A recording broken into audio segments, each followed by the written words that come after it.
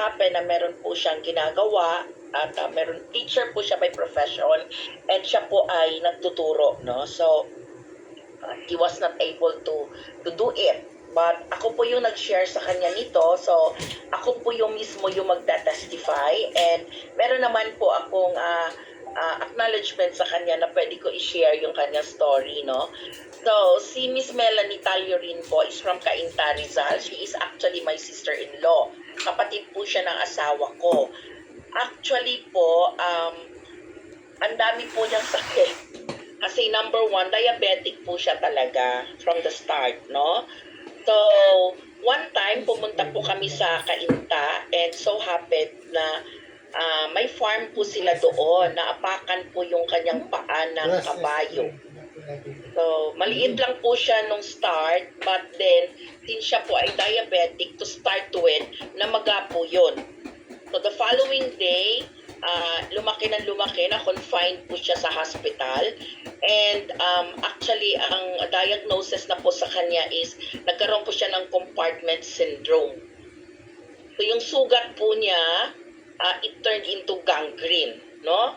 So nung naging gangrene siya, since siya ay diabetic, nag-shoot up po into 300 yung kanyang sugar at that time. Kasi ang dami na pong complications because of that gangrene, no, and compartment syndrome. So, unti-unti po, kahit na ang dami niya po mga antibiotics, actually nagstay siya sa hospital for almost a month. Sobrang taas po ng antibiotics na ibinigay sa kanya through IV. And one day, sabi po ng doctor sa kanya, sabi niya, naging sepsis na. So yung infection na hindi po nalunasan, nagkaroon na po ng infection in the blood. Sepsis, no? So actually, para po sa kaalaman ng lahat, I'm a nurse by profession. And ang sepsis po, oorasan lang po tayo ng doktor niyan. Actually, masahol pa po yan sa cancer, 24 hours to live.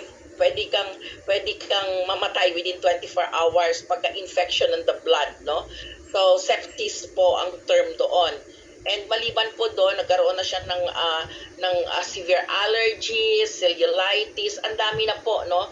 So, nagkaroon na ng too much complications. Kahit na almost 1 month na siya sa hospital and talagang antitindi na po ng antibiotic. But one day, sabi ng doctor sa kanya, you have one day to live.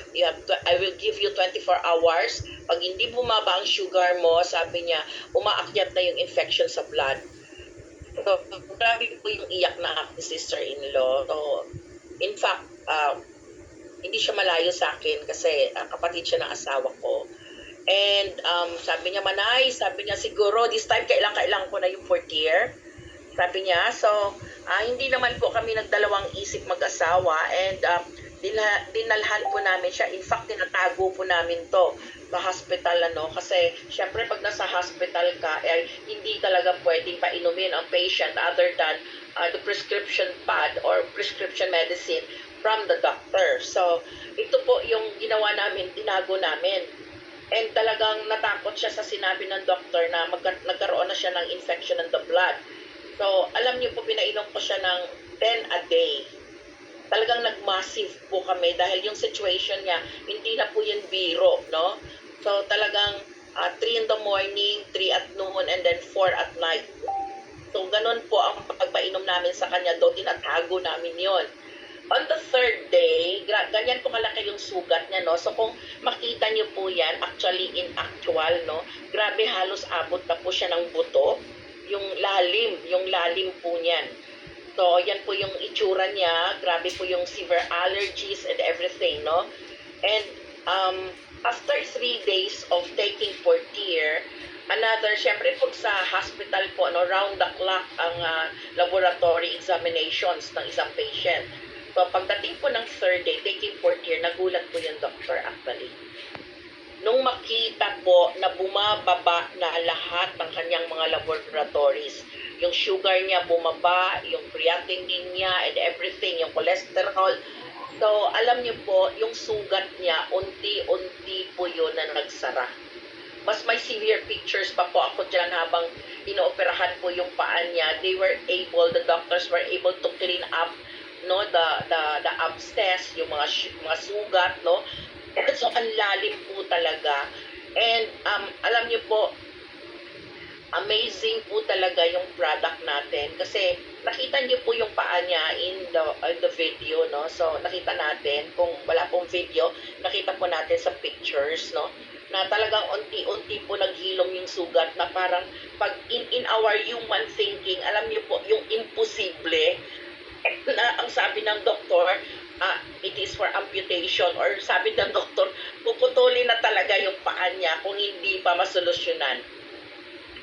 And tingnan niyo po, unti-unti po yan, as you see in the screen, humilom po yung imposible na pwedeng humilom, no? So actually, ang suggestion po ng doctor, since napakalalim po talaga, magkakaroon po ng skin grafting, kukuha po ng laman dito sa pigi niya kasi yun yung malaman, no?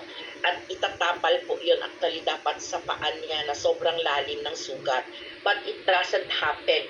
You know why? Ladies and gentlemen, yung ating pong product, nagre-regenerate. It can regenerate our cells. So kung makikita niyo po sa photos, ayan po yung kanyang paa. Hindi po nangyari yung skin grafting na tinatawag kasi kusa po siyang tumubo.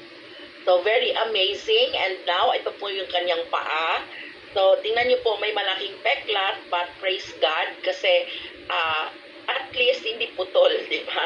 At least hindi po siya na naputol, no? And ayan na po yung mukha ngayon ng aking sister-in-law, napaka-beauty na po niya. And ayan na po, though may peklat po siya, nakakalakad pa rin. Pero praise God kasi po after ng trauma, after po ng